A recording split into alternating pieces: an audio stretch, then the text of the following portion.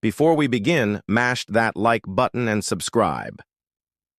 Alien Enemy 1798 is not a widely known historical event, book, movie, or game.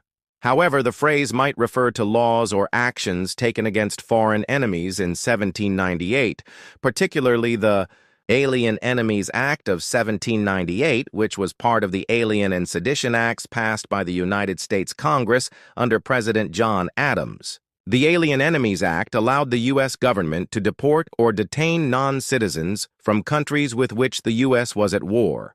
This law was initially aimed at French immigrants during a period of rising tensions between the U.S. and France. President Donald Trump recently invoked the Alien Enemies Act of 1798 to deport individuals associated with the Venezuelan gang Tren de Aragua. This act grants the president authority to detain and remove non-citizens from hostile nations during wartime.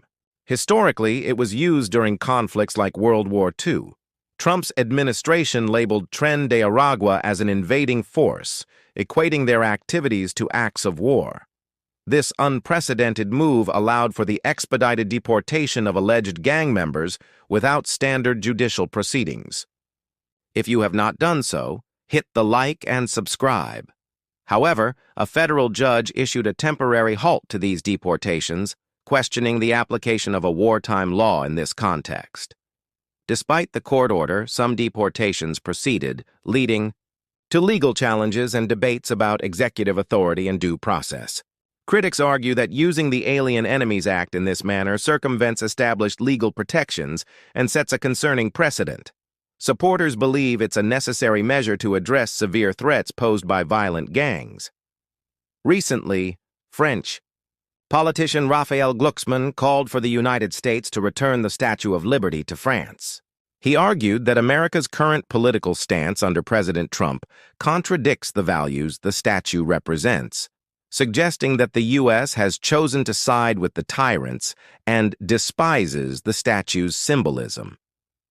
In response, White House Press Secretary Caroline Leavitt firmly rejected the proposal, emphasizing America's role in liberating France during World War II and stating that France should be grateful to the United States.